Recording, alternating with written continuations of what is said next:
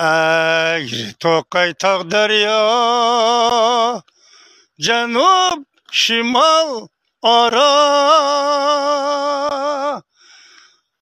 Kezdim uttur iklimni, candin aziz diyarımni. Karşı vergen cudullah,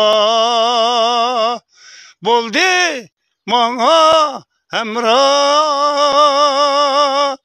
Kadirleymen altındek, söygen bu diyarımni.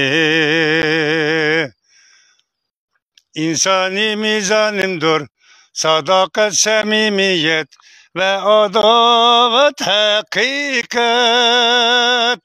Sundurulmaz hayemni tağdek cappa muşakkat, hem riyazet kabaat.